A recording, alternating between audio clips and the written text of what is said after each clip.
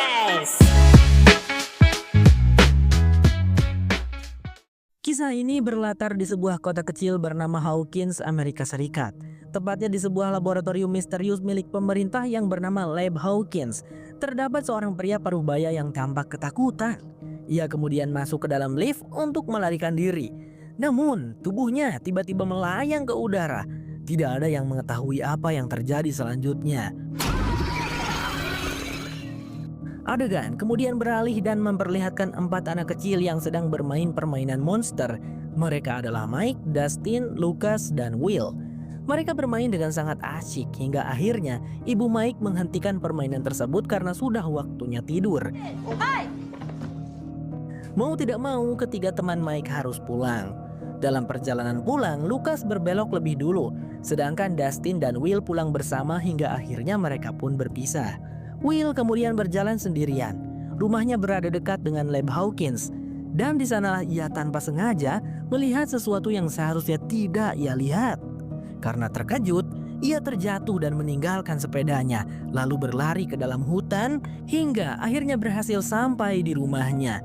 Namun ibu dan kakaknya sedang tidak berada di rumah.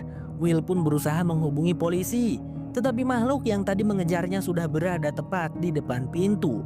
Will pun bergegas menuju gudang belakang untuk mengambil senjata. Dengan tangan gemetar, ia menodongkan senjata itu ke arah pintu. Namun lampu di ruangan tersebut tiba-tiba menyala terang, dan Will pun menghilang secara misterius. Keesokan paginya, ibu Will yang bernama Joyce dan kakaknya yang bernama Jonathan masih belum menyadari bahwa Will telah menghilang. Hingga akhirnya Joyce masuk ke kamar Will dan mendapati bahwa Will sudah tidak ada di sana. Joyce kemudian berusaha menghubungi ibu Mike yaitu Karen untuk menanyakan keberadaan Will. Namun Karen hanya mengatakan bahwa Will sudah pulang ke rumah pada malam sebelumnya. Barulah setelah itu Joyce merasa khawatir. Ia pun pergi ke kantor polisi untuk melaporkan hilangnya Will. Seorang kepala polisi bernama Jim langsung menangani kasus tersebut. Meskipun demikian, pada awalnya Jim masih berprasangka baik dan mengira bahwa Will mungkin hanya membolos sekolah. Sementara itu di Lab Hawkins, para petinggi tampak panik akibat fenomena yang terjadi semalam. Ternyata, laboratorium tersebut dipimpin oleh Dr. Brenner. Ia bersama para anggotanya memasuki laboratorium dan mendapati bahwa salah satu dinding di ruangannya telah jebol serta dipenuhi lendir-lendir aneh. Pada waktu yang hampir bersamaan, seorang anak kecil yang mengenakan pakaian rumah sakit menyusup ke sebuah kedai yang dikelola oleh Benny. Anak itu tampak lusuh dan kelaparan, lalu memakan makanan yang dibuat oleh Benny. Saat menyadari kehadirannya, Benny langsung mengejarnya dan terkejut ketika mengetahui bahwa anak tersebut adalah seorang perempuan. Karena merasa prihatin, Benny kemudian memberi anak kecil itu makanan sambil menanyakan beberapa informasi kepadanya. Namun anak tersebut tampak mengalami trauma yang mendalam sehingga tidak banyak berbicara. Ketika ditanya namanya, ia menunjukkan angka di tangannya dan mengatakan bahwa namanya adalah Eleven. Benny pun menyadari bahwa ada sesuatu yang tidak beres dengan Eleven. Sehingga ia menghubungi layanan perlindungan anak untuk meminta bantuan. Namun saat Eleven sedang sendirian, ia menunjukkan tanda-tanda aneh bahwa dirinya memiliki kekuatan telekinesis. Ia mampu menghentikan kipas angin hanya dengan pikirannya.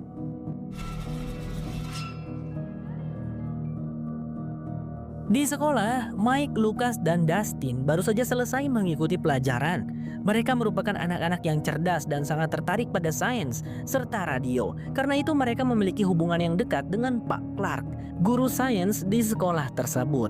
Saat jam pulang sekolah tiba, mereka segera bergegas menuju ruang klub radio.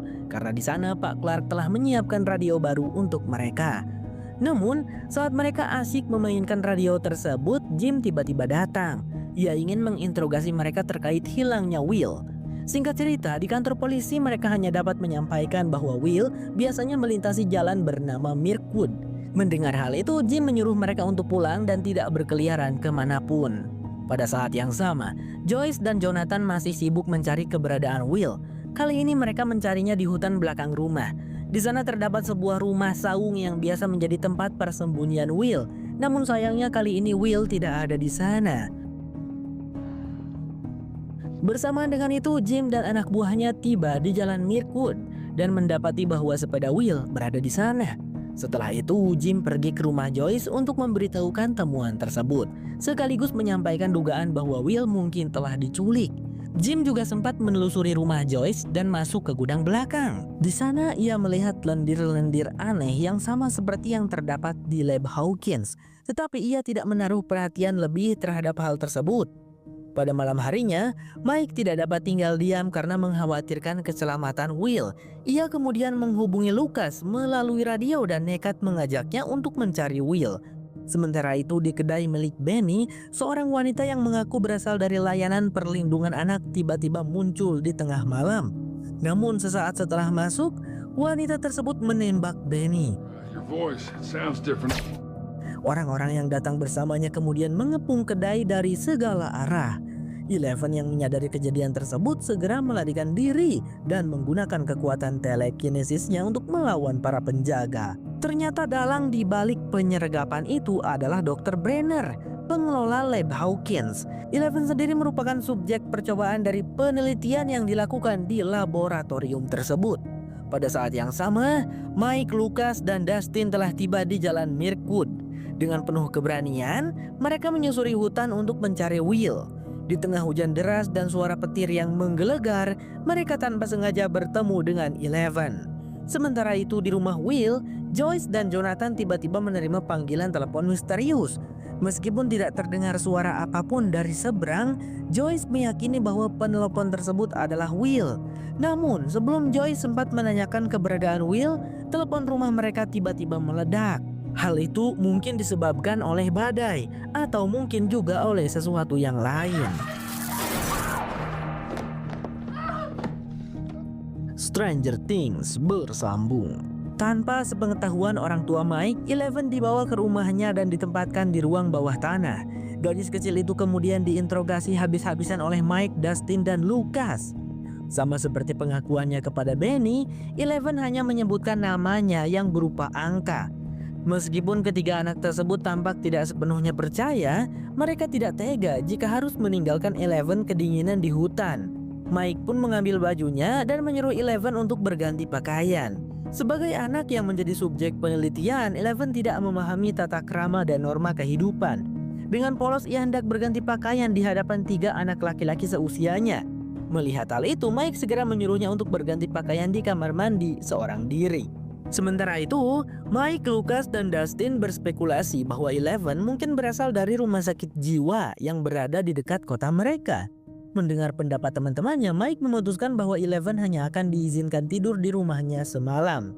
Keesokan harinya, ia akan meminta Eleven untuk berpura-pura mengetuk pintu rumahnya agar orang tua Mike dapat menghubungi layanan perlindungan anak seperti yang dilakukan Benny.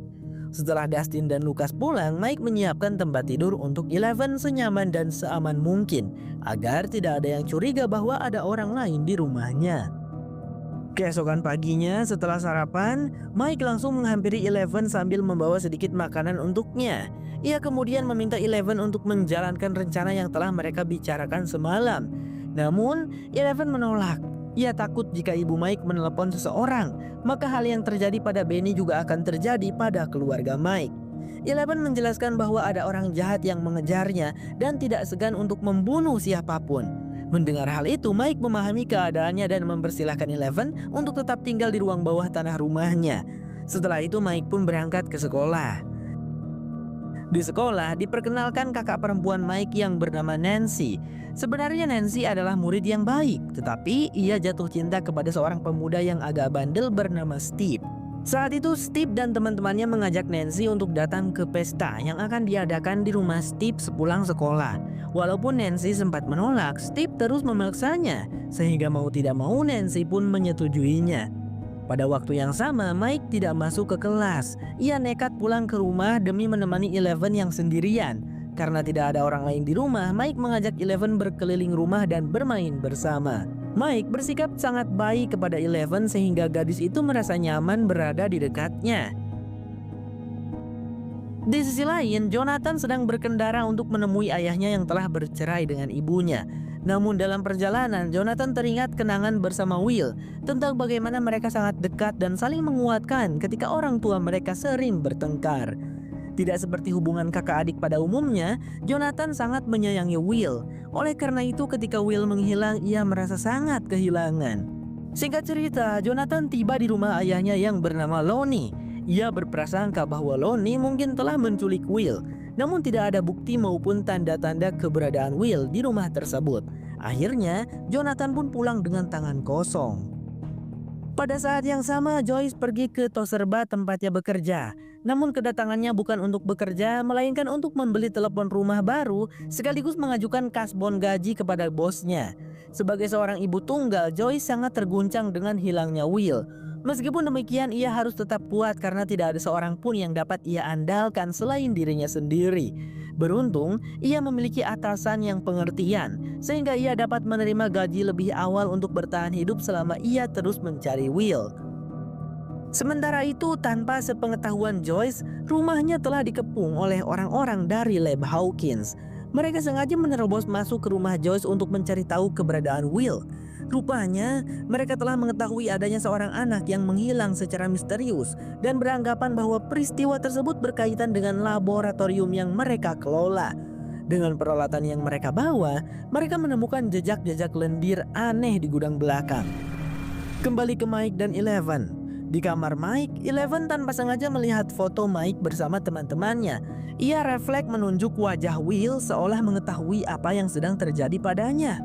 Tak lama kemudian Karen datang sehingga Mike buru-buru menyembunyikan Eleven di dalam lemari. Meskipun ketakutan, Eleven tidak memiliki pilihan lain. Dalam sekejap pikirannya kembali pada masa-masa saat ia berada di Lab Hawkins. Setiap kali eksperimen selesai, Eleven selalu dikurung seorang diri di ruangan sempit dan gelap.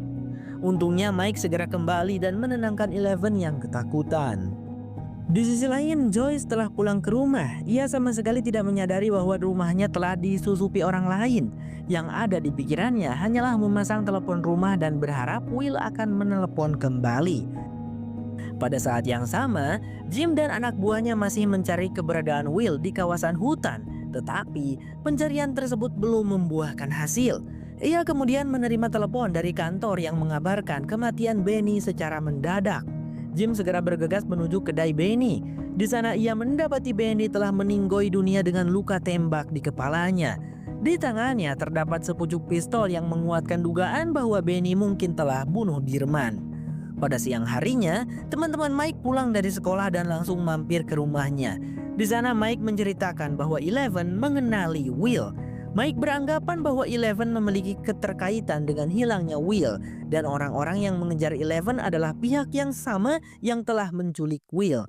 Namun Lucas tidak mudah percaya kepada Eleven. Ia bersikap skeptis dan menganggap bahwa Eleven mungkin adalah anak dengan gangguan kejiwaan yang berbahaya. Oleh karena itu, ia berniat memberitahu Karen tentang keberadaan Eleven. Akan tetapi saat Lucas hendak keluar dari kamar, pintunya tiba-tiba tertutup. Ketika ia mencoba membukanya kembali, pintu tersebut tetap tertutup dan bahkan terkunci dengan sendirinya. Ternyata Eleven lah yang mengendalikan pintu itu menggunakan kemampuan telekinesisnya. Meskipun apa yang mereka saksikan berada di luar nalar, akhirnya mereka menyadari bahwa Eleven bukanlah gadis biasa, melainkan seorang anak yang memiliki kekuatan luar biasa. Pada saat yang sama di kantor polisi, Jim sedang menginterogasi salah satu teman Benny yang sering berkunjung ke kedainya. Orang tersebut mengatakan bahwa Benny tidak mungkin bunuh Dirman karena mereka bahkan telah merencanakan untuk memancing bersama. Namun kemudian ia teringat pada seorang anak kecil yang pernah mencoba mencuri makanan di kedai Benny. Jim pun mencurigai bahwa anak kecil yang dimaksud adalah Will. Pada malam harinya Jim bersama tim kepolisian kembali mencari Will di hutan dekat kedai Benny. Mereka menemukan sobekan pakaian Eleven di dekat sebuah terowongan. Setelah ditelusuri, terowongan tersebut mengarah ke Lab Hawkins. Sementara itu, Nancy dan sahabatnya Barbara bersiap pergi ke rumah Steve. Mereka sengaja memarkir mobil agak jauh dari rumah Steve agar tidak diketahui para tetangga. Sebenarnya Barbara sama sekali tidak menyetujui keputusan Nancy. Namun Nancy yang telah terlanjur jatuh cinta kepada Steve tetap memaksanya untuk ikut. Setibanya di rumah Steve, ternyata pesta tersebut hanya dihadiri oleh 5 orang termasuk Nancy dan Barbara. Pada saat yang sama, Eleven menggambarkan keberadaan Will yang menurutnya sedang bersembunyi dari makhluk bernama Demogorgon. Di samping itu, Jonathan nekat pergi ke jalan Mirkwood untuk mencari Will. Ia membawa sebuah kamera untuk memotret apapun yang mungkin dapat menjadi petunjuk keberadaan Will. Di tengah aktivitasnya memotret, terdengar suara teriakan seseorang yang ternyata berasal dari teman-teman Steve yang sedang berpesta. Jonathan yang sudah terlanjur memperhatikan mereka pun memotret tingkah laku kelompok tersebut. Nancy tampak menikmati pesta itu, tetapi Barbara yang bersifat introvert tidak terlihat menikmatinya. Saat Nancy memaksa Barbara untuk ikut bersenang-senang, Barbara justru tidak sengaja melukai tangannya sendiri hingga berdarah. Ia kemudian pergi ke kamar mandi untuk membersihkan lukanya.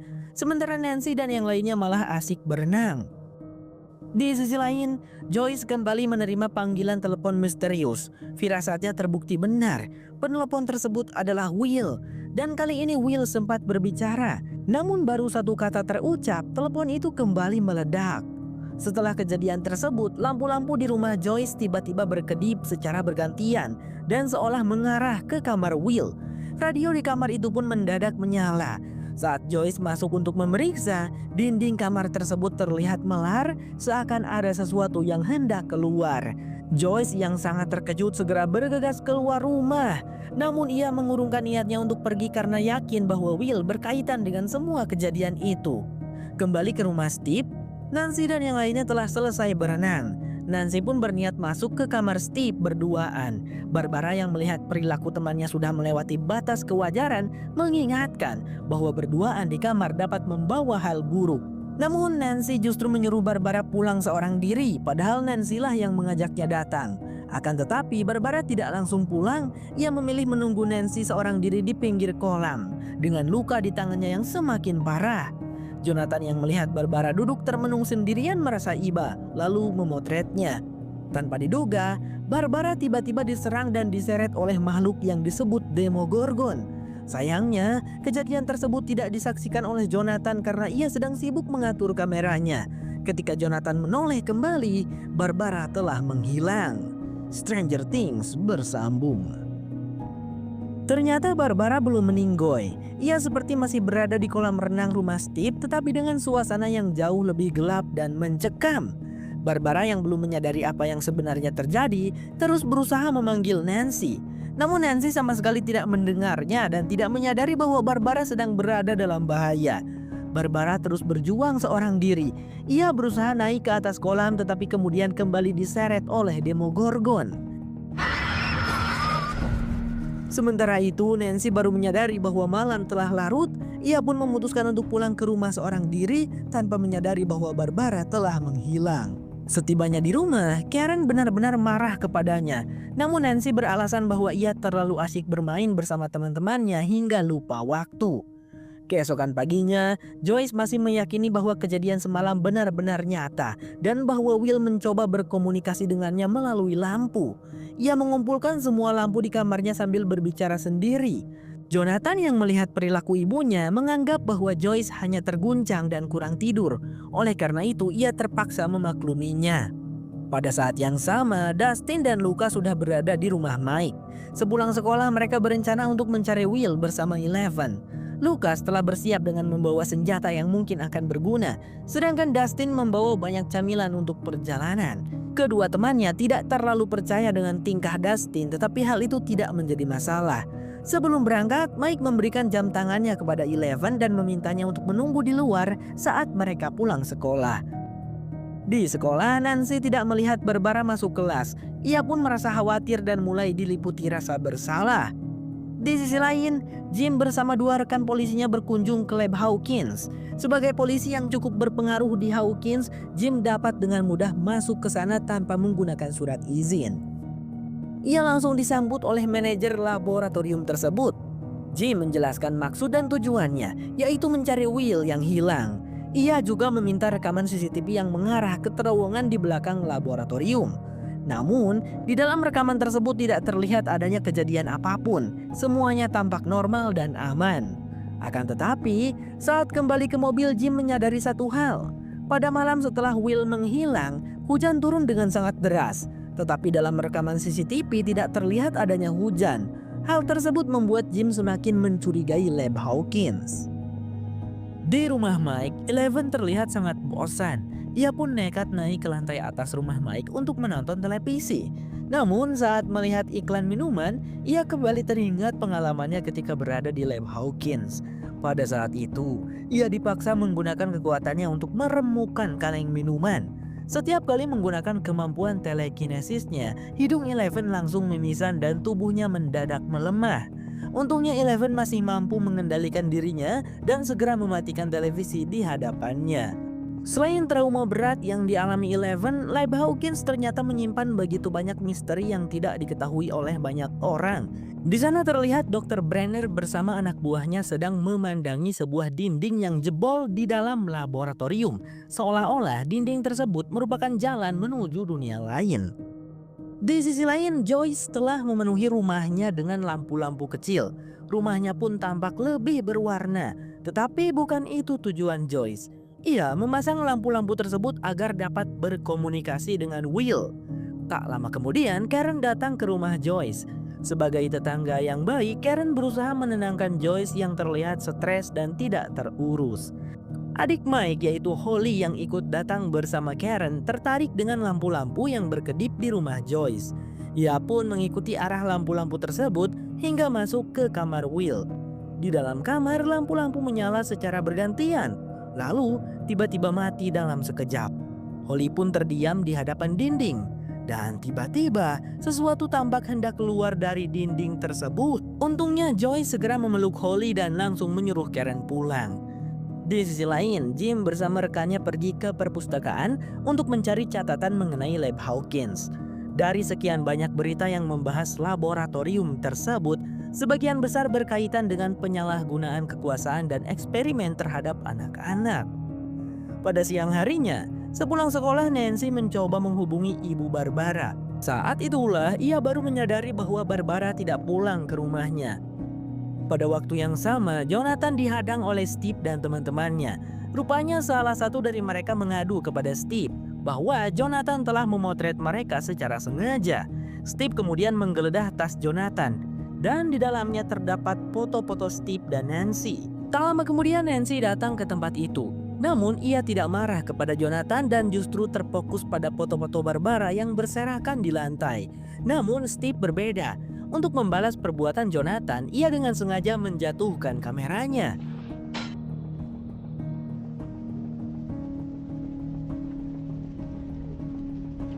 Kembali ke Eleven. Saat menunggu Mike dan yang lainnya datang, ia tak sengaja melihat seekor kucing jalanan di depannya. Dan lagi-lagi ia teringat masa lalu. Kala itu, ia disuruh untuk menyakiti kucing dengan kemampuannya. Namun Eleven masih memiliki hati nurani sehingga ia menolak. Keputusan tersebut membuat Eleven diseret dan dikurung. Walaupun ia berusaha meminta tolong kepada Dr. Brenner yang ia panggil ayah, Dr. Brenner hanya diam menyaksikan Eleven dalam ketakutan. Saat akan dikurung, Eleven menggunakan kekuatannya untuk menyerang dua penjaga yang sebelumnya menyeretnya hingga meninggoy dunia. Dr. Brenner yang melihat kejadian itu langsung menghampirinya. Dengan wajah tanpa dosa, ia seolah-olah menjadi pahlawan bagi Eleven. Meskipun Dr. Brenner adalah dalang di balik penderitaan Eleven, Eleven tetap menganggap bahwa Dr. Brenner adalah sosok ayah baginya. Tak lama kemudian, Mike dan yang lainnya datang. Mereka berencana untuk mencari Will di hutan. Pada saat yang sama, Nancy pergi ke rumah Steve seorang diri untuk mencari Barbara. Ia pun menyusuri hutan kecil di dekat rumah Steve. Dan pada saat itulah Nancy melihat makhluk Demogorgon. Ia pun segera berlari menjauh.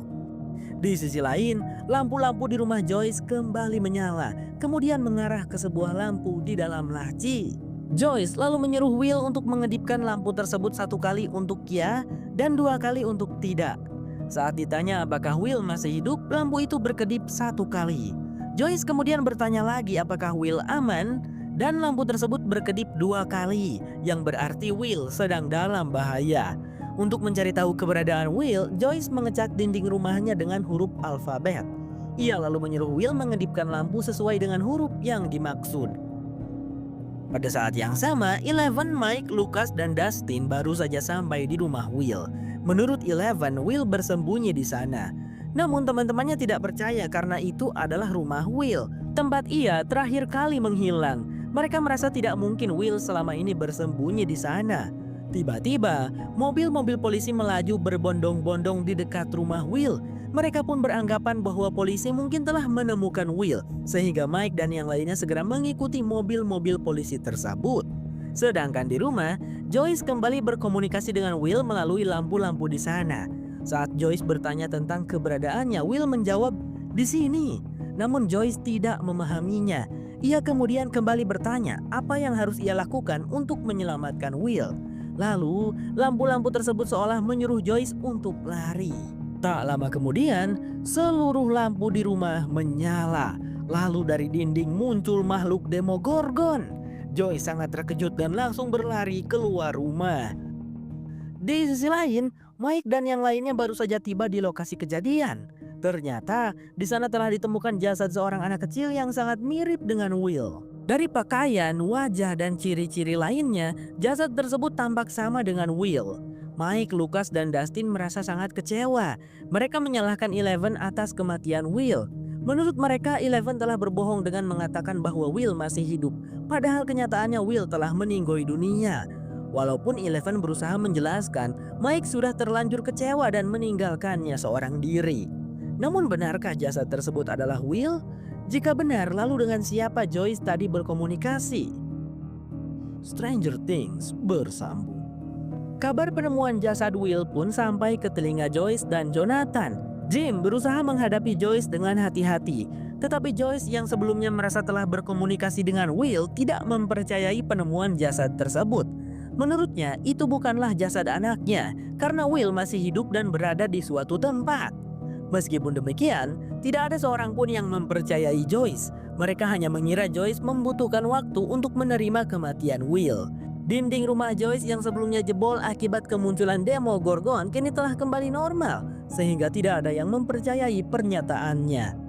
Setelah Jim pergi, Jonathan mengurung diri di kamar, sementara Joyce tidak bisa beristirahat sampai ia yakin bahwa Will masih hidup. Pada saat yang sama, Eleven sedang mengotak-atik walkie-talkie milik Mike. Mike masih kesal terhadap Eleven, tetapi kemudian dari walkie-talkie tersebut terdengar suara Will yang sedang bernyanyi. Mike pun segera mengambil walkie-talkie tersebut, tetapi tiba-tiba suara Will menghilang. Rupanya bukan hanya kemampuan telekinesis yang dimiliki Eleven, tetapi ia juga memiliki kemampuan telepati dengan orang yang berada pada jarak jauh.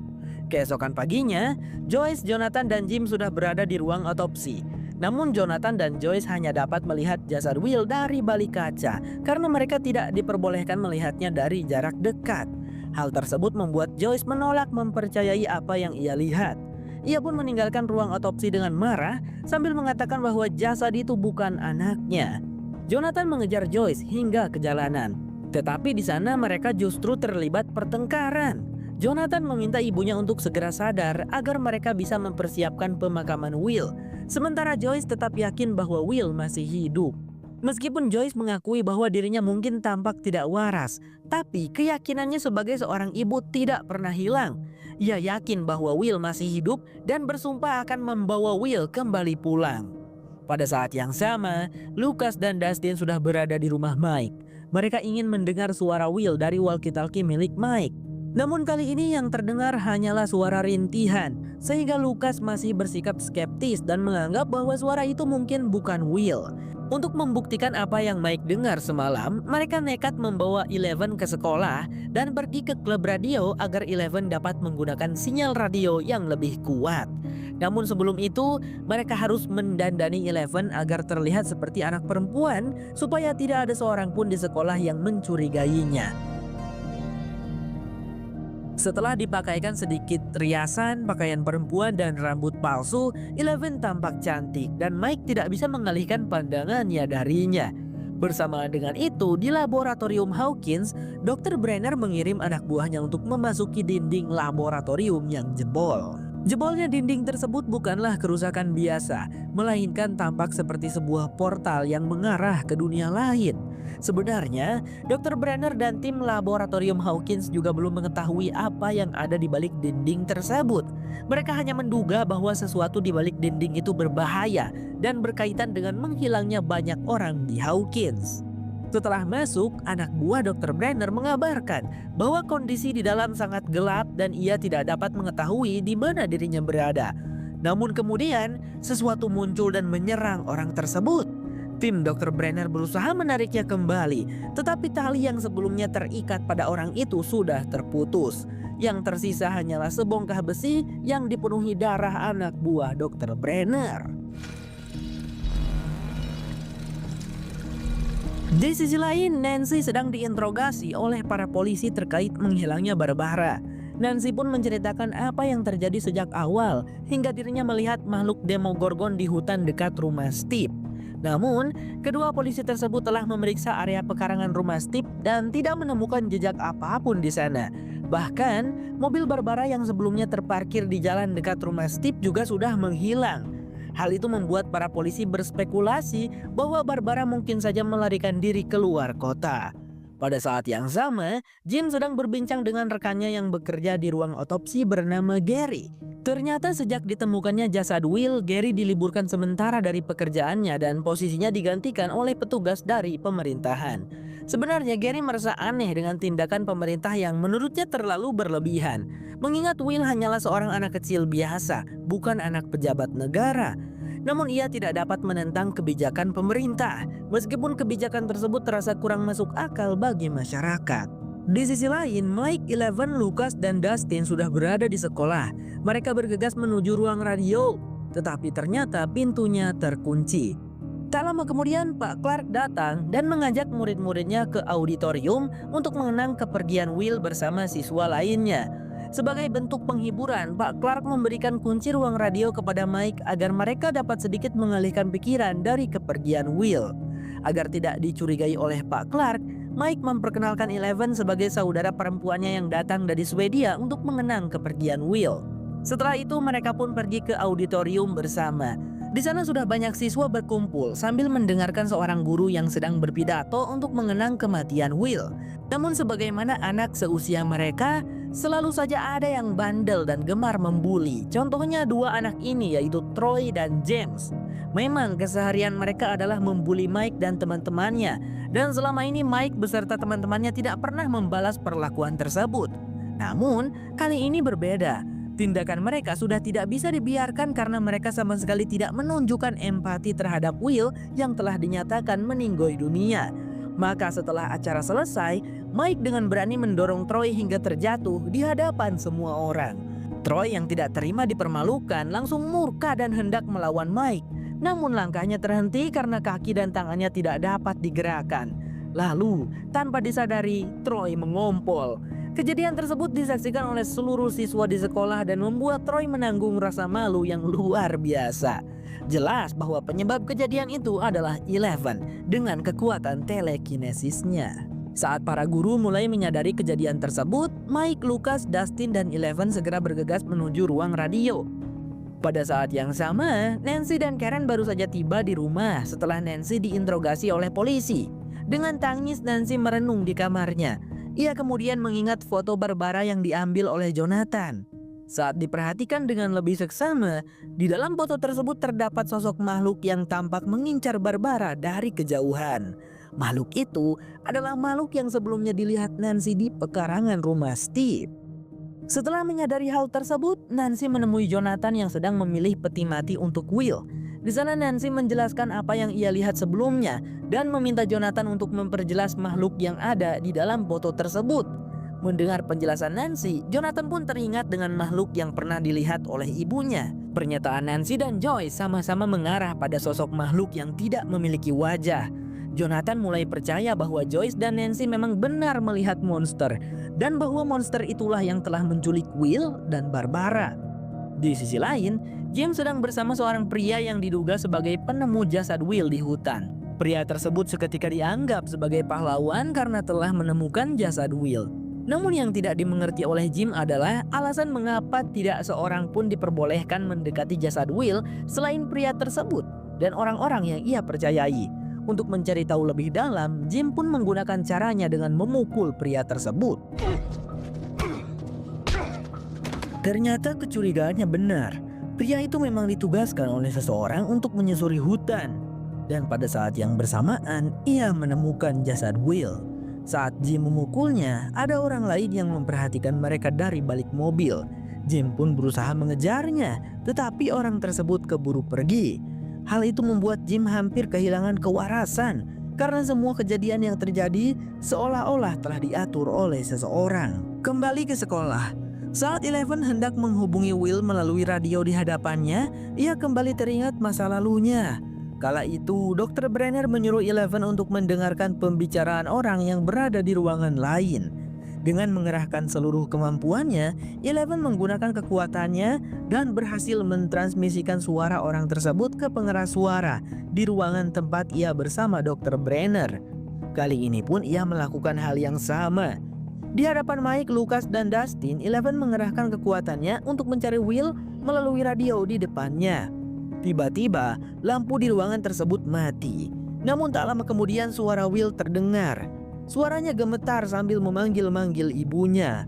Bersamaan dengan itu, hal yang sama terjadi di rumah Joyce. Joyce sangat panik dan mencari arah suara Will yang ternyata berasal dari dinding rumah. Joyce pun mencopot wallpaper di dinding tersebut dan secara misterius Will memang terlihat berada di balik dinding itu. Will mengatakan bahwa dirinya seperti berada di rumah, tetapi dengan suasana yang lebih gelap dan menakutkan. Ditambah ada sesosok monster yang selalu mengejarnya. Saat itu Will tidak bisa berlama-lama berbicara dengan Joyce karena monster tersebut semakin mendekat ke arahnya. Joyce pun menyuruh Will untuk segera bersembunyi. Namun kepergian Will membuat dinding rumah kembali berubah menjadi beton. Joyce yang tidak terima anaknya berada dalam bahaya nekat menghancurkan dinding rumahnya dengan kapak. Namun yang ia lihat hanyalah pemandangan halaman rumahnya, bukan Will. Di sisi lain, Jonathan dan Nancy sedang mencetak foto monster di sekolah mereka. Ternyata setelah diperjelas, wujud monster tersebut terlihat semakin jelas. Hal tersebut membuat Jonathan dan Nancy kembali memiliki harapan bahwa Will dan Barbara mungkin masih bisa diselamatkan. Pada malam harinya, Jim mendatangi tempat autopsi. Ia ingin melihat dengan jelas jasad Will. Sekali lagi Jim memukul seseorang demi mencapai tujuannya. Kali ini ia memukul penjaga autopsi yang secara khusus ditugaskan untuk menjaga jasad Will hingga dia pingsan. Setelah itu Jim masuk dan mencari jasad Will. Setelah menemukannya, jasad tersebut memang sangat mirip dengan Will dari segala aspek. Namun saat menyentuhnya, Jim curiga bahwa itu bukanlah jasad manusia. Jim kemudian merobek perut jasad tersebut dan mendapati isinya berupa kapas. Artinya, jasad tersebut adalah jasad palsu. Di sisi lain, Lonnie datang ke rumah Joyce. Sebagai ayah Will, Lonnie sepantasnya berada di sana untuk menenangkan Joyce sekaligus mengenang kepergian Will. Joyce pun tidak keberatan dengan kehadiran Lonnie. Dalam situasi seperti itu, ia memang membutuhkan seseorang untuk sekedar menyandarkan beban pikirannya untuk sementara waktu. Sementara itu, Jim tidak ingin tinggal diam setelah mengetahui bahwa jasad Will ternyata palsu. Alhasil ia nekat menerobos laboratorium Hawkins. Stranger Things bersambung. Malam itu para pekerja di laboratorium Hawkins mulai membubarkan diri setelah seharian lembur. Jim bersembunyi di balik bayangan menunggu waktu yang tepat untuk bertindak. Saat berada di dalam, lorong-lorong laboratorium terasa membingungkan. Jim juga tidak memiliki tujuan yang jelas hendak kemana. Hingga akhirnya ia menemukan sebuah ruangan yang tersegel. Aura ruangan tersebut terasa berbeda dan membuat Jim penasaran. Namun pintu ruangan itu terkunci. Jim datang dengan tangan kosong. Ia tidak bisa mendobrak pintu beton tersebut. Tetapi ia juga tidak ingin menyerah. Hingga akhirnya manajer dan penjaga laboratorium Hawkins memergokinya. Jim tidak ingin berlama-lama sehingga ia langsung memukul kedua orang tersebut. Keberuntungan pun berpihak kepadanya. Jim mendapatkan kunci ruangan tersebut. Begitu pintu itu terbuka, Jim langsung memanggil-manggil Will di setiap ruangan yang ada di sana. Lalu Jim terhenti ketika melihat sebuah ruangan yang tampak tidak masuk akal jika berada di dalam sebuah laboratorium, yaitu sebuah kamar. Kasurnya kecil dan jelas bukan untuk orang dewasa. Di dinding terdapat gambar coretan krayon yang menampilkan seorang anak kecil bersama ayahnya. Sekilas ruangan itu tampak normal. Namun di sudut ruangan tersebut terpasang kamera CCTV yang langsung menyorot ke area kasur. Kemungkinan besar ruangan itu adalah kamar Eleven saat ia masih menjadi subjek percobaan di laboratorium Hawkins. Namun Jim yang belum mengetahui keberadaan Eleven menduga bahwa kamar tersebut adalah milik Will. Tidak berhenti di situ, Jim terus menyusuri area tersebut. Semakin jauh ia melangkah, kondisi tempat itu justru terasa semakin tidak wajar. Jim pun mempercepat langkahnya karena suara para penjaga mulai terdengar. Di ujung lorong terdapat sebuah lift dan ia tidak memiliki pilihan lain selain memasukinya. Lift tersebut ternyata mengarah ke sebuah ruangan dengan dinding yang jebol akibat sebuah portal yang mengarah ke dunia lain. Jim yang tidak mengetahui apapun tentang apa yang ada di balik portal tersebut sempat berniat memasukinya. Namun tiba-tiba muncul kilatan sosok monster yang membuat Jim waspada dan mengurungkan niatnya. Tak lama kemudian, para penjaga laboratorium Hawkins berhasil mengejarnya dan Jim pun tertangkap. Di sisi lain, kondisinya juga tidak lebih baik. Eleven masih terkapar lemas setelah siang itu memaksakan seluruh kekuatannya untuk mencari Will. Tubuhnya kelelahan, pikirannya kosong seolah seluruh energi yang ia miliki benar-benar telah habis. Masalahnya Mike, Dustin, dan Lucas masih belum mengetahui keberadaan Will. Petunjuk yang mereka dapatkan hanya satu gambaran samar, yaitu sebuah tempat yang terasa seperti rumah, tetapi dengan suasana yang jauh lebih gelap dan mencekam. Penjelasan itu tidak membantu, justru semakin membingungkan. Ketiganya kemudian mulai berpikir serius. Pemikiran mereka perlahan saling terhubung, hingga akhirnya muncul satu kemungkinan yang terasa masuk akal bagi mereka. Jika tempat itu mirip rumah tetapi gelap dan menyeramkan, mungkin Will tidak berada di dunia mereka. Kemungkinan terburuk pun muncul. Will berada di Upside Down. Upside Down adalah dunia paralel yang bentuknya mirip dengan dunia mereka, tetapi dalam versi rusak dan kelam. Udara beracun, lingkungannya berbahaya, dan penghuninya bukan manusia. Salah satunya monster yang mereka kenal sebagai Demogorgon. Jika teori itu benar, berarti Will masih hidup, tetapi terjebak di dunia yang seharusnya tidak dapat dijangkau oleh manusia biasa. Namun, jika Will benar-benar berada di Upside Down, lalu bagaimana cara mereka bisa masuk ke sana? Keesokan paginya, semua orang bersiap untuk menghadiri pemakaman Will. Hanya itu yang dapat mereka lakukan saat ini, karena pemikiran bahwa Will berada di Upside Down masih tidak dapat diterima oleh akal sehat. Pemakaman pun berlangsung. Jasad Will diturunkan ke dalam tanah. Pastor menyampaikan khotbahnya dan semua orang berduka. Namun di antara semua yang hadir, Joyce adalah yang paling terpukul. Wajahnya menahan kesedihan yang belum selesai. Ia berdiri di sana, mendengarkan kata-kata perpisahan sementara hatinya menolak untuk percaya pada apa yang dilihat matanya. Joyce masih yakin bahwa Will belum meninggal. Ia percaya anaknya masih hidup, terjebak di suatu tempat yang tidak dapat dijangkau oleh siapapun. Sayangnya keyakinan itu tidak disertai bukti. Tidak ada yang bisa ia tunjukkan dan tidak ada yang bisa ia jelaskan. Yang ia miliki hanyalah perasaan seorang ibu. Dan itu tidak pernah cukup kuat untuk melawan nalar manusia yang tidak pernah berada di posisinya. Kembali ke Jim, saat itu ia baru saja terbangun dan mendapati dirinya sudah berada di rumahnya sendiri. Anehnya ia sama sekali tidak ingat bagaimana bisa sampai ke sana, apalagi siapa yang mengantarkannya. Ingatannya terputus begitu saja setelah kejadian di laboratorium. Kondisi tersebut justru membuat Jim semakin curiga. Ada kemungkinan rumahnya telah dimasuki, bahkan mungkin dipasangi sesuatu untuk memantaunya. Dengan perasaan waspada, Jim mulai menggeledah rumahnya. Ia memeriksa setiap ruangan dan setiap sudut dengan tergesa-gesa. Lemari dibuka, meja diperiksa, dan dinding diperhatikan lebih seksama dari biasanya. Ia tidak melewatkan 1 inci pun. Hingga akhirnya kecurigaannya terbukti. Di salah satu lampu di rumahnya, Jim menemukan sebuah alat penyadap suara. Saat itu Jim menyadari bahwa kejadian di laboratorium Hawkins belum benar-benar selesai. Justru semuanya baru saja dimulai. Setelah acara pemakaman selesai, Lucas, Mike, dan Dustin mendatangi Pak Clark. Mereka ingin menanyakan tentang teori dunia paralel. Pak Clark tidak keberatan. Ia mendengarkan pertanyaan anak-anak itu dengan serius, lalu mulai menjelaskan dengan caranya sendiri, sederhana tetapi masuk akal. Ia menganalogikannya dengan seorang akrobat dan seekor kutu. Menurutnya, manusia seperti akrobat yang berjalan di atas tali. Kita hanya bisa bergerak maju atau mundur di satu jalur yang sama, terikat oleh aturan ruang, waktu, dan hukum alam. Sementara itu kutu jauh lebih bebas. Ia bisa berjalan ke segala arah, termasuk ke bagian bawah tali yang tidak pernah bisa dijangkau oleh akrobat. Bagian bawah itulah yang ia sebut sebagai dunia paralel atau dunia upside down, yaitu dunia yang berada di tempat yang sama tetapi di sisi yang berbeda dari kenyataan kita.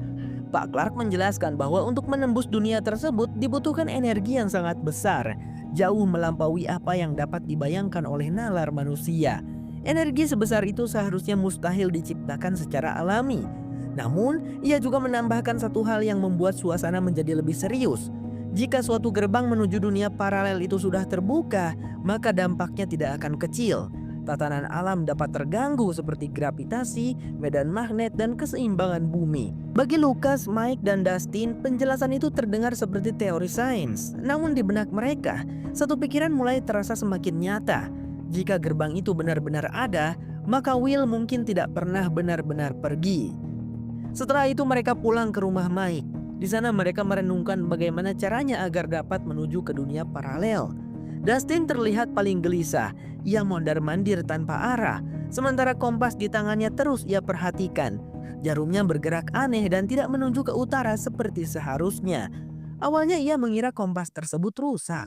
Padahal kompas pada dasarnya selalu mengarah ke utara. Namun langkah Dustin tiba-tiba terhenti. Ia pun teringat dengan kata-kata Pak Clark bahwa keberadaan portal ke dunia paralel dapat menyebabkan keseimbangan dunia menjadi tidak stabil, khususnya dengan munculnya medan magnet yang sangat kuat.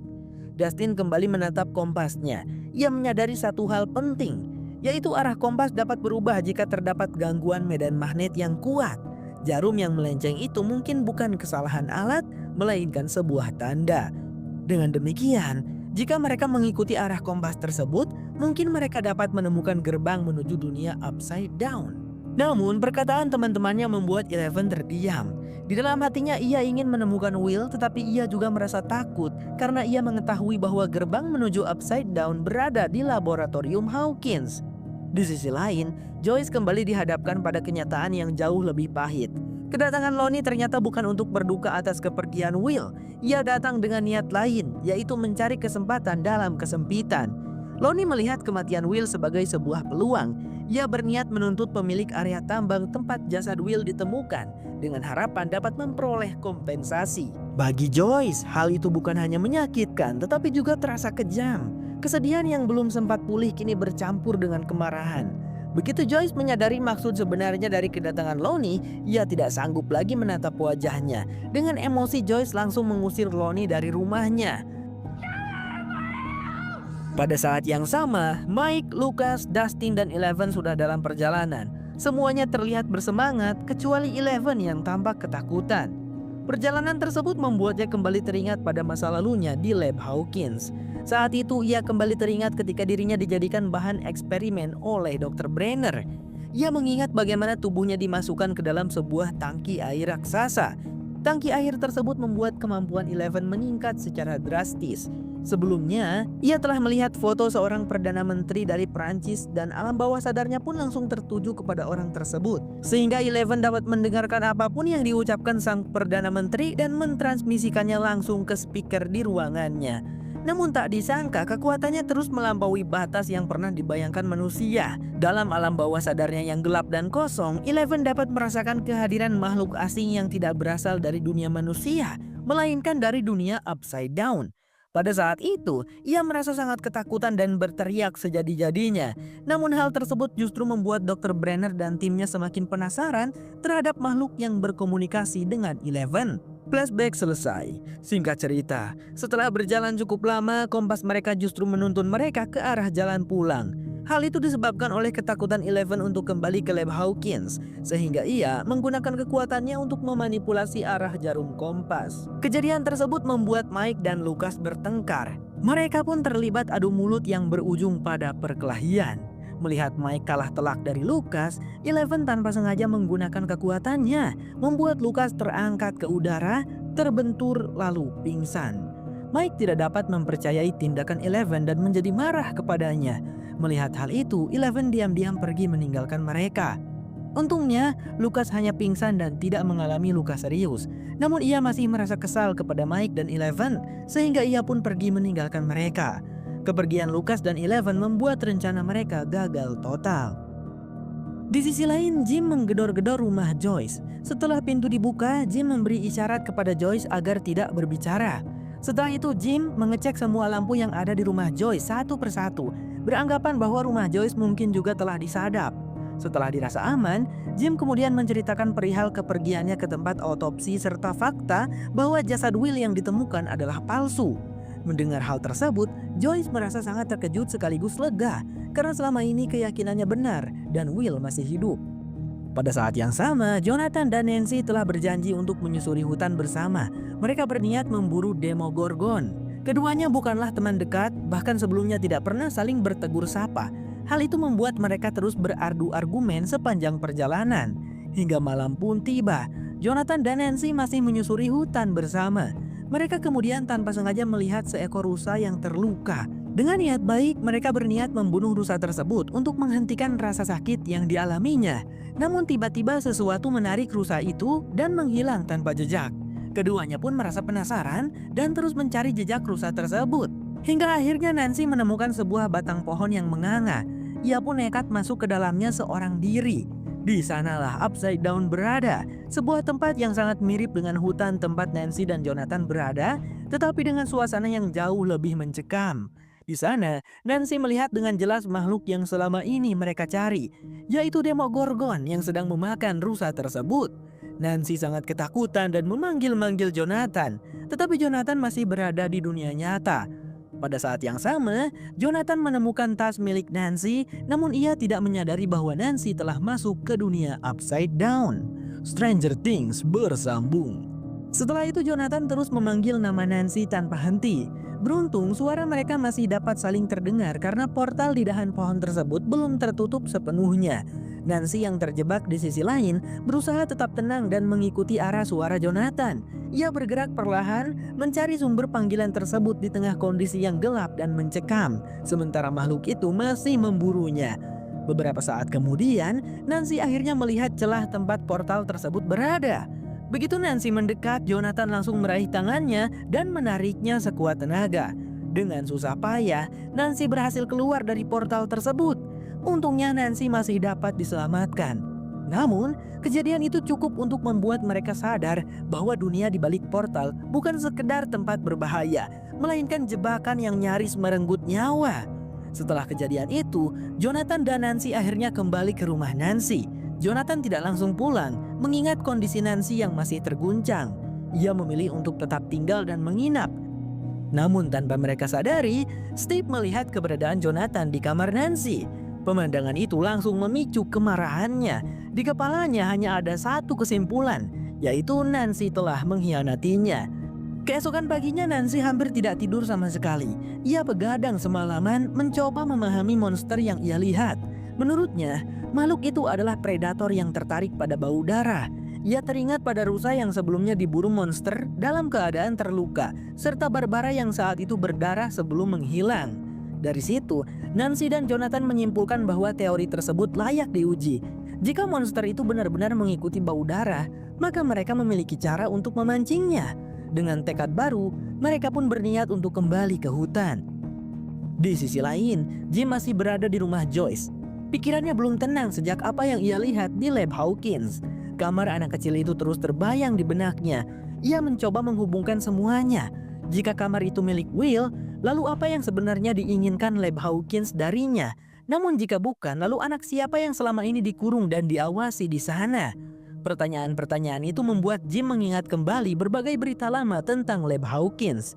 Ia teringat bahwa laboratorium tersebut kerap terseret isu eksperimen terhadap anak-anak.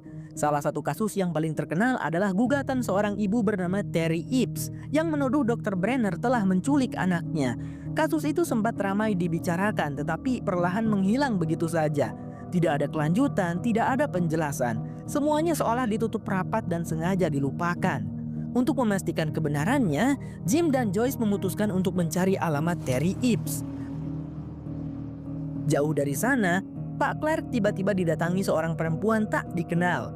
Ia mengaku berasal dari sebuah lembaga swadaya yang berfokus pada pengembangan minat anak-anak, khususnya di bidang radio dan elektronik.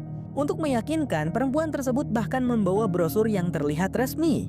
Tanpa rasa curiga, Pak Clark melayani pertanyaannya dengan ramah. Ia mengira kunjungan itu benar-benar demi kepentingan pendidikan. Padahal perempuan tersebut sebenarnya adalah suruhan Lab Hawkins.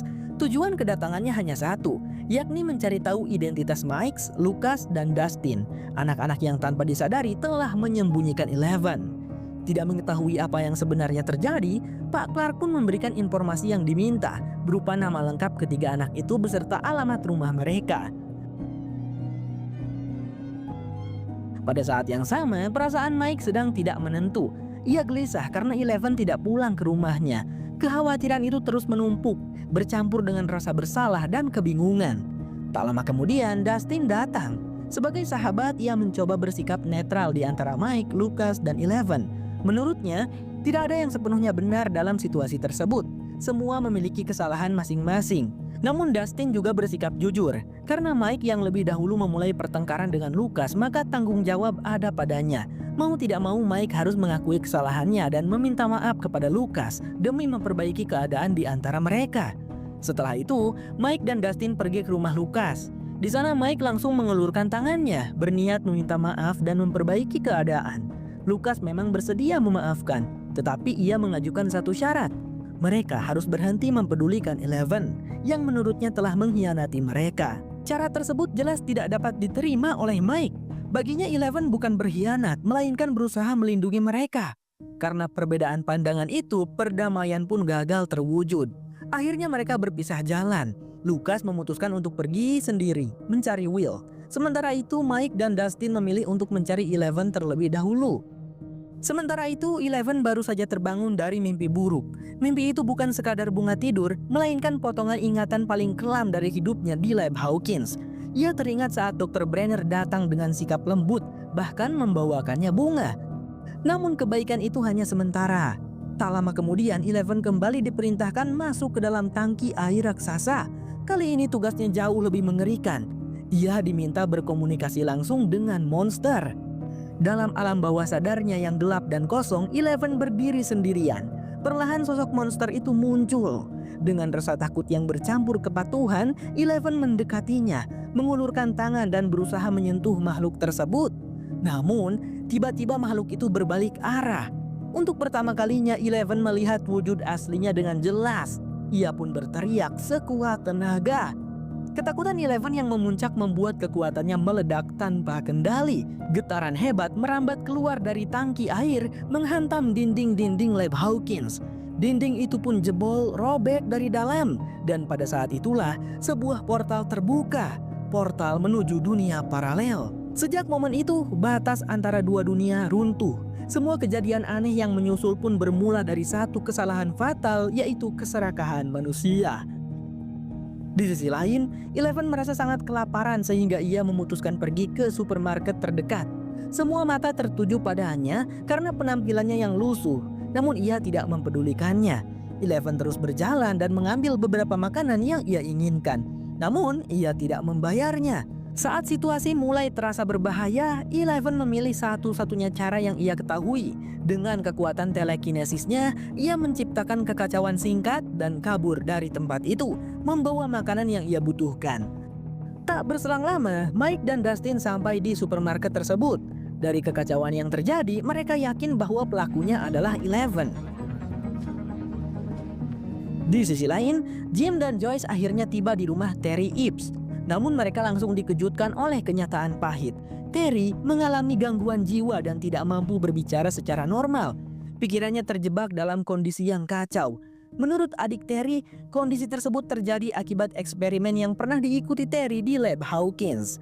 Eksperimen itu dikatakan bertujuan untuk meningkatkan kemampuan otak manusia. Tanpa disadari Terry, saat itu ia sedang hamil. Namun pada usia kandungan 9 bulan, ia dinyatakan keguguran. Meski demikian, Terry bersikeras bahwa anaknya sebenarnya lahir dan kemudian diculik oleh Dr. Brenner. Ia yakin anak tersebut memiliki kemampuan khusus seperti telekinesis dan telepati. Sayangnya, klaim itu tidak dapat dibuktikan. Tidak ada akta kelahiran dan tidak ada catatan rumah sakit yang menyatakan bahwa Terry pernah melahirkan. Dengan begitu, ada kemungkinan besar bahwa anak yang dimaksud adalah Eleven. Setelah tidak ada lagi yang ingin dibicarakan, Jim dan Joyce pun pamit pergi. Pada saat yang sama, Jonathan dan Nancy berada di sebuah toko perkakas. Mereka sibuk memilih barang-barang yang menurut mereka dapat digunakan untuk menjebak Demogorgon, seperti paku besar, perangkap beruang, dan berbagai alat lain yang terdengar tidak biasa. Tingkah mereka membuat pemilik toko kebingungan, tetapi ia tetap melayani tanpa banyak bertanya. Setelah membayar, mereka bertemu seorang teman yang menyinggung soal film Nancy.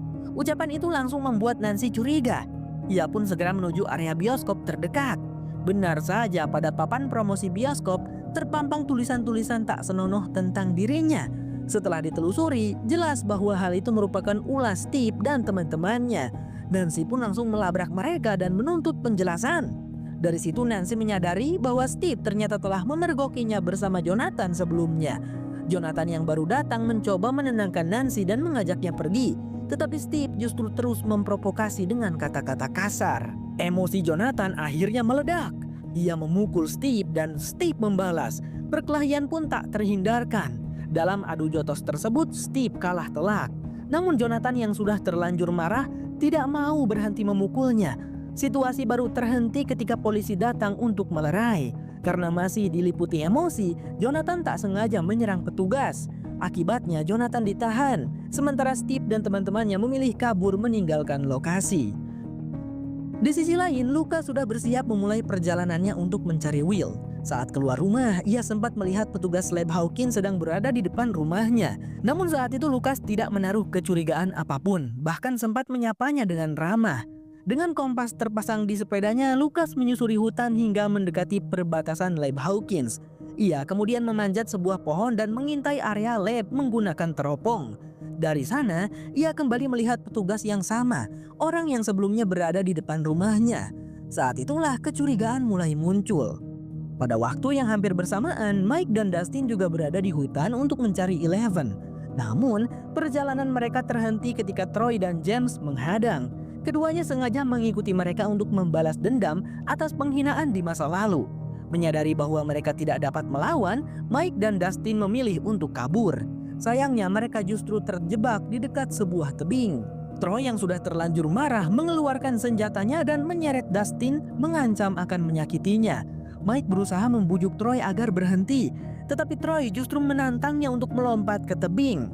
Tak memiliki pilihan lain, Mike pun melompat. Namun tubuhnya tidak jatuh, ia melayang di udara. Eleven ternyata datang tepat waktu.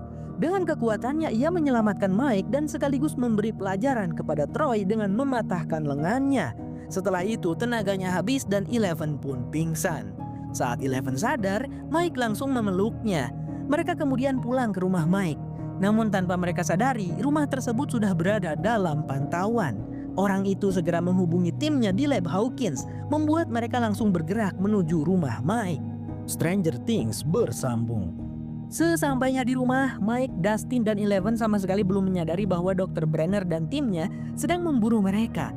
Hingga akhirnya suara Lucas terdengar dari talkie-walkie dengan nada panik dan terburu-buru. "Orang jahat itu tahu tentang Eleven," ucap Lucas terbata-bata. Mike dan Dustin langsung mengintip keluar jendela. Saat itulah mereka melihat kenyataan yang mengerikan. Dr. Brenner dan timnya telah mengepung rumah tersebut. Tanpa berpikir panjang, mereka segera kabur menggunakan sepeda. Namun pergerakan itu terlihat jelas oleh Dr. Brenner. Seketika aksi kejar-kejaran pun terjadi. Sambil terus mengayuh, Dustin berusaha menghubungi Lucas. Mereka sepakat untuk bertemu di tengah jalan. Awalnya pelarian mereka berjalan lancar, hingga akhirnya mereka terkepung dari dua arah. Maju maupun mundur, keduanya sama-sama berbahaya. Di saat situasi tampak benar-benar buntu, sesuatu yang mustahil terjadi. Mobil di depan mereka tiba-tiba terangkat ke udara, melayang melewati kepala mereka, lalu jatuh menghantam jalan tepat di depan mobil Dr. Brenner. Jelas itu bukan kebetulan, melainkan ulah Eleven.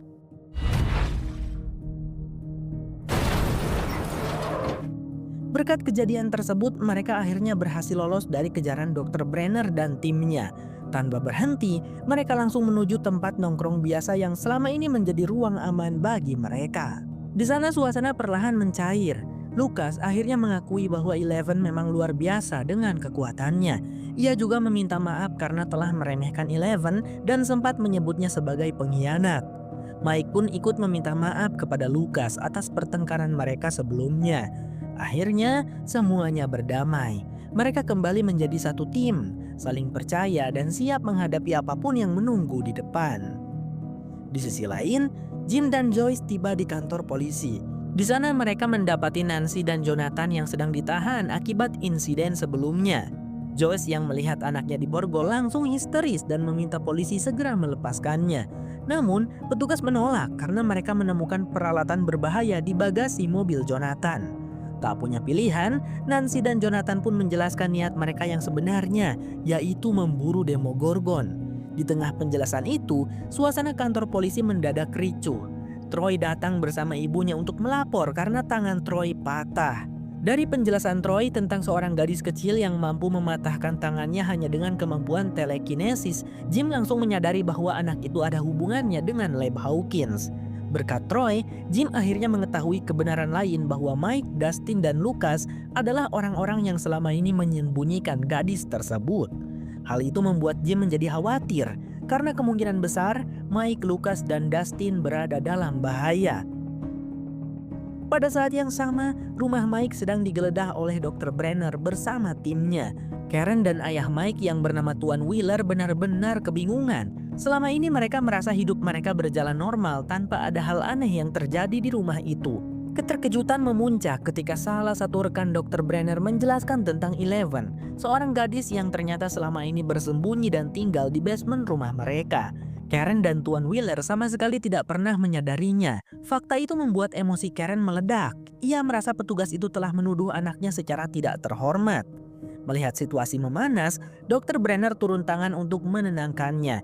Dengan nada tenang, ia kemudian mulai menanyakan keberadaan Mike dan kemungkinan lokasi anak itu saat ini.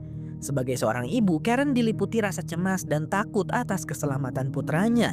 Tanpa benar-benar memahami bahaya yang mengintai, ia pun akhirnya memberitahukan kepada Dr. Brenner kemana Mike mungkin pergi. Sementara itu, Mike, Lucas, Dustin, dan Eleven masih berada di tempat nongkrong mereka. Suasananya masih menegangkan karena mereka sadar sedang diawasi. Di atas mereka helikopter milik Dr. Brenner berputar seolah mencari jejak keberadaan mereka. Tanpa banyak bicara, mereka segera menyembunyikan sepeda di bawah bus terbengkalai. Setelah itu mereka semua masuk ke dalam bus tersebut dan bersembunyi. Di saat yang bersamaan, Jim, Joyce, Jonathan, dan Nancy baru saja mendapati fakta bahwa rumah Nancy sedang digeledah dan barang-barang di rumah itu banyak yang disita. Melihat hal tersebut, Nancy menjadi khawatir kepada keluarganya dan hendak pergi menghampiri mereka. Akan tetapi Jim melarangnya. Menurutnya, keterlibatan Nancy sebaiknya tidak sampai diketahui oleh orang tuanya, apalagi oleh pihak Lab Hawkins. Di tengah situasi itu, Jim menyadari satu hal yang jauh lebih mendesak. Mereka harus menemukan Mike dan anak-anak lainnya lebih dulu sebelum Dr. Brenner berhasil menyusul. Jonathan pun mengusulkan untuk menghubungi Mike menggunakan walkie-talkie milik Will. Mereka segera menuju rumah Joyce. Di sana Nancy mencoba berbicara dengan Mike lewat alat komunikasi tersebut. Namun di sisi lain Mike justru curiga. Ia merasa aneh karena Nancy jarang menghubunginya, terlebih dalam kondisi genting seperti ini. Mike sempat berpikir bahwa Nancy mungkin sedang disandra dan dipaksa berbicara, sehingga ia memilih untuk tidak menjawab. Namun kemudian Jim mengambil alih. Perlahan ia menjelaskan apa yang terjadi dan niatnya untuk melindungi Mike dan teman-temannya. Mike pun terbujuk dan mulai percaya sehingga ia mengatakan lokasi tempat dirinya berada. Singkat cerita, Mike dan teman-temannya menunggu dengan gelisah. Setelah panggilan dari Jim tadi mereka masih belum dijemput juga. Dustin tak berhenti mondar-mandir. Ia sangat gelisah, takut jika mereka akan ditangkap orang jahat. Tak lama kemudian dua mobil mendekat. Awalnya mereka berharap itu Jim, tetapi harapan itu langsung runtuh. Yang datang justru orang-orang suruhan Dr. Brenner. Salah satu dari mereka melihat sepeda yang disembunyikan di bawah bus, lalu perlahan membuka pintu bus. Di dalam, Mike dan yang lain hanya bisa menahan nafas. Tiba-tiba terdengar suara perkelahian dari luar. Tanpa mereka mengetahui apa yang sebenarnya terjadi. Beberapa saat kemudian sesosok wajah familiar muncul di depan mereka. Jim akhirnya muncul. Setelah itu mereka semua dibawa ke rumah Joyce. Begitu sampai Nancy langsung memeluk Mike dengan erat karena khawatir kepadanya. Setelah semuanya tenang, Mike, Dustin, dan Lucas mulai menjelaskan teori tentang dunia upside down kepada semua orang, termasuk gerbang menuju ke sana yang ada di Lab Hawkins. Dari penjelasan itu, Jim akhirnya menyadari bahwa ruangan aneh yang pernah ia lihat di Lab Hawkins memang merupakan gerbang menuju upside down. Selanjutnya, Eleven diminta untuk mencari keberadaan Will dan Barbara dengan kemampuan telepatinya. Namun kali ini usahanya gagal. Tenaganya tidak cukup kuat dan ia tidak menemukan siapapun. Kekecewaan pun menyelimuti semua orang, termasuk Eleven sendiri. Eleven lalu pergi ke kamar mandi. Di sana ia menatap bak mandi dan teringat bahwa kekuatannya dulu meningkat saat berada di dalam tangki air raksasa. Dari situ muncul satu ide, yaitu membuat tangki serupa agar Eleven bisa kembali menembus upside down. Tangki itu bukan sekedar berisi air biasa, melainkan tangki perangsang sensorik yang dirancang untuk meningkatkan kemampuan manusia. Karena tidak punya pilihan lain, Dustin nekat menelepon Pak Clark di tengah malam untuk menanyakan cara membuatnya. Meski terdengar kesal, Pak Clark tetap memberikan penjelasan lengkap tentang bahan-bahan yang dibutuhkan. Masalahnya, salah satu bahan utama adalah garam dalam jumlah sangat besar, sekitar 680 kg. Kebingungan pun muncul, hingga akhirnya mereka menyadari satu tempat yang memiliki semua bahan itu, yaitu sekolah. Tanpa banyak berpikir lagi, mereka pun bergegas ke sana. Di sana semua orang langsung bergerak dan mengambil peran masing-masing. Lucas dan Dustin membentangkan kolam plastik di tengah ruangan. Jonathan dan Jim pergi untuk mengambil garam, sementara Mike dan Nancy menyiapkan selang air. Di sisi lain, Joyce berusaha menenangkan Eleven yang terlihat gugup dan tertekan menghadapi apa yang akan ia lakukan. Setelah semua alat dan bahan siap, air mulai dialirkan ke dalam kolam. Suhunya diatur dengan cermat oleh Dustin sesuai instruksi Pak Clark. Setelah itu, garam dimasukkan sedikit demi sedikit hingga konsentrasinya sesuai, sampai sebuah telur bisa mengambang di permukaan air. Dengan begitu, kolam perangsang sensorik pun akhirnya siap digunakan. Eleven pun mengenakan kacamata renang dan perlahan berendam di dalam kolam. Tak butuh waktu lama, kesadarannya terseret masuk ke ruang hampa yang gelap dan sunyi. Ia melangkah pelan hingga sosok Barbara pun muncul di hadapannya. Namun kenyataannya mengerikan. Barbara sudah meninggoy. Tubuhnya membusuk dengan larva besar keluar dari mulutnya. Eleven panik dan berteriak sekuat tenaga. Di dunia nyata, teriakannya hanya terdengar sebagai gumaman, disertai tubuh yang sedikit kejang. Joy segera menenangkannya hingga Eleven kembali stabil. Dengan sisa keberanian yang ia kumpulkan, Eleven kembali menyelam lebih dalam. Ia menemukan tempat persembunyian Will. Di sana Will terbaring ketakutan, tubuhnya pucat dan dingin. Dalam kondisi yang sangat mengenaskan, Eleven mencoba menenangkannya, namun tak lama kemudian tempat itu perlahan menghilang bersamaan dengan Will. Sesaat setelah itu, Eleven pun tersadar dan kembali ke dunia nyata. Setelah itu, Jim dan Joyce berangkat mencari Will. Tanpa banyak rasa takut, keduanya menyusup ke Lab Hawkins. Namun langkah mereka ternyata sudah terpantau. Pergerakan mereka terbaca jelas, hingga akhirnya Jim dan Joyce tertangkap oleh pihak lab. Di saat yang sama, Nancy masih belum sanggup menerima kenyataan bahwa Barbara telah meninggoy. Jonathan menghampirinya dan mereka saling menguatkan satu sama lain. Namun di balik kesedihan itu, muncul dorongan lain, yaitu keinginan untuk membalas dendam atas semua yang telah terjadi. Dengan tekad tersebut, mereka memutuskan pergi ke kantor polisi untuk mengambil kembali barang-barang yang sebelumnya sempat disita. Sementara itu, kondisi Will semakin memburuk. Di tempat persembunyiannya, nafasnya melemah dan suasana makin mencekam ketika suara langkah monster mulai terdengar. Demogorgon seolah sudah semakin dekat dan mengancam keselamatannya. Stranger Things bersambung. Setelah itu, Joy sudah berada di ruang interogasi Lab Hawkins. Waktu terus berjalan dan setiap detik terasa sangat berharga. Jika ia terus berada di sana, kemungkinan besar Will tidak dapat diselamatkan. Tak lama kemudian, Dr. Brenner muncul. Tanpa rasa sungkan, ia meminta bantuan Joyce untuk mencari Eleven. Padahal di tengah kegentingan seperti ini dan banyaknya korban akibat monster tersebut, seharusnya Dr. Brenner menunjukkan lebih banyak simpati. Sementara itu, Jim berada di ruangan lain dengan kondisi yang jauh lebih buruk. Ia disiksa menggunakan alat kejut listrik. Seperti Joyce, Jim juga dipaksa mengungkap lokasi Eleven dengan iming-iming kebebasan. Waktu yang semakin menipis membuat Jim tidak punya banyak pilihan. Demi menyelamatkan semuanya, ia akhirnya memberitahukan keberadaan Eleven. dan berjanji akan menutup mulut tentang segala kejadian di lab Hawkins. Pada akhirnya, Joyce dan Jim pun diarahkan ke ruang bawah tanah.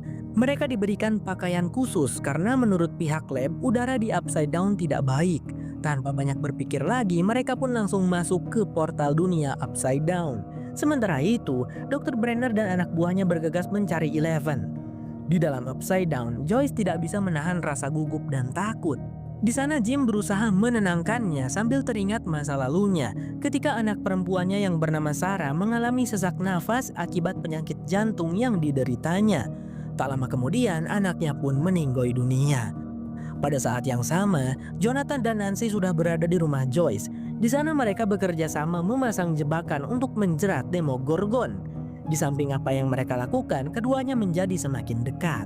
Untuk memancing Demogorgon, mereka berdua menyayat tangan mereka dengan harapan makhluk itu akan terpancing. Setelah menunggu lama, Demogorgon masih belum juga datang, yang membuat mereka menjadi semakin gelisah.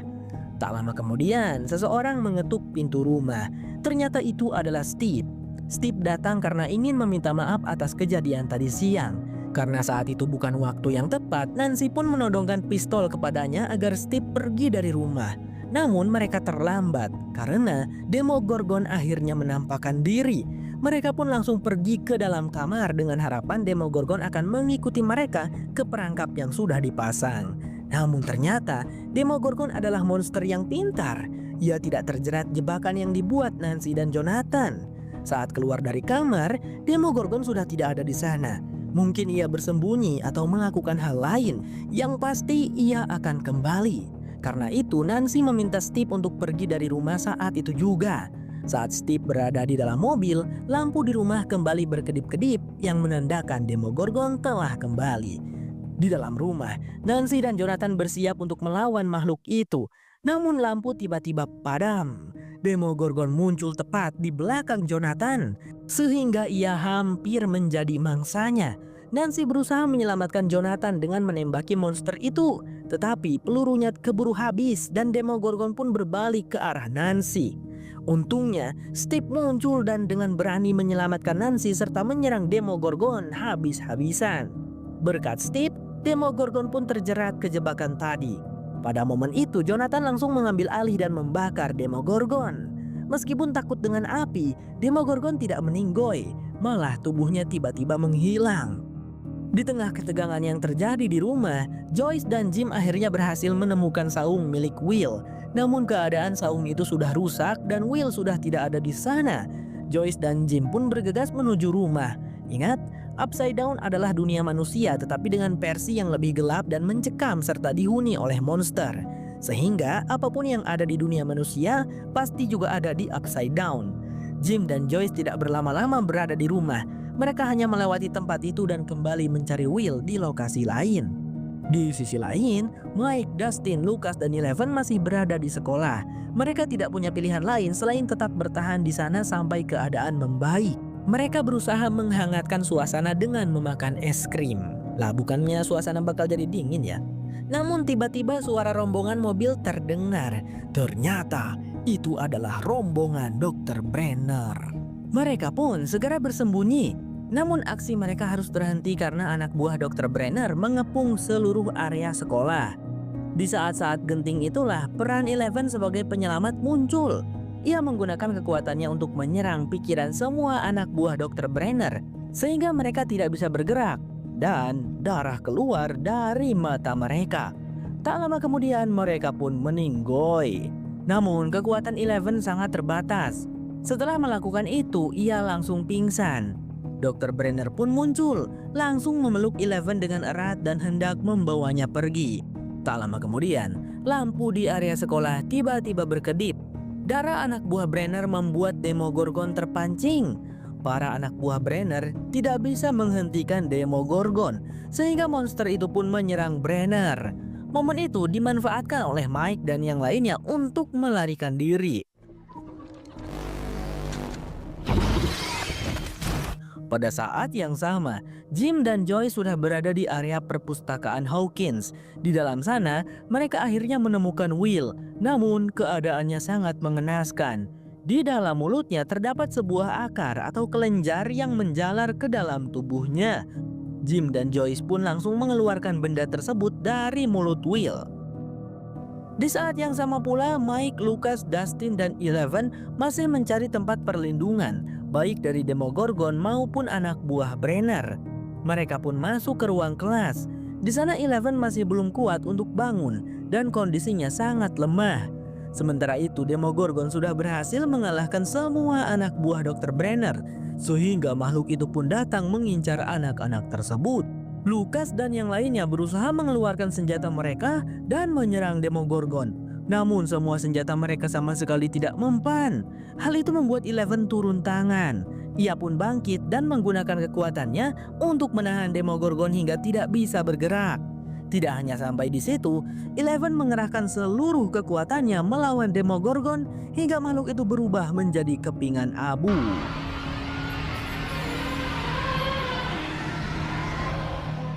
Bersamaan dengan itu, Eleven pun menghilang. Tidak ada yang tahu nasib Eleven selanjutnya, apakah ia meninggoy atau tidak. Di sisi lain, Will masih tidak sadarkan diri dan detak jantungnya lemah. Untungnya Jim segera melakukan CPR sehingga Will pun berhasil diselamatkan. Setelah kejadian itu, polisi dan pihak medis berdatangan ke sekolah, termasuk Karen yang datang untuk menjenguk Mike. Waktu berlalu dan Will pun mulai siuman. Meskipun ia masih lemas, dokter memastikan bahwa dirinya sudah sehat. Mike, Lucas, dan Dustin pun buru-buru menjenguknya, menceritakan semua yang terjadi, pengalaman epik yang sebelumnya tak pernah mereka bayangkan. Di samping itu, Nancy terlihat sangat sedih karena dirinya tidak bisa menyelamatkan Barbara. Sementara itu, Jim, karena kejadian tadi ia pun dihadang oleh pihak Lab Hawkins untuk memastikan dirinya tutup mulut. 1 bulan berlalu.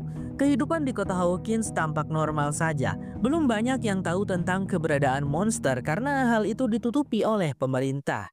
Sedangkan Lucas, Mike, Will, dan Dustin kembali menjalani hidup mereka, menjalani keseharian seperti biasa, yaitu bermain permainan monster di basement rumah Mike. Semuanya tampak kembali normal. Tak lama kemudian Jonathan datang untuk menjemput Will. Setelah kejadian hilangnya Will, Jonathan dan Joyce tidak pernah membiarkan Will bersepeda sendirian lagi. Namun, Jonathan tiba-tiba dicegat oleh Nancy. Ia memberikan sebuah kado untuk Jonathan yang ternyata isinya adalah sebuah kamera. Namun kado itu sedikit membuat hati Jonathan perih, karena setelah semua yang terjadi, Nancy masih berpacaran dengan Steve. Tepat di malam Natal, Jim pergi ke hutan. Di sana ia menyelipkan sedikit makanan di dalam sebuah kotak kayu. Entah untuk apa ia melakukan itu. Mungkin untuk memperingati mendiang anaknya yang telah meninggoy. Di sisi lain, di rumah Joyce keadaan tampak normal.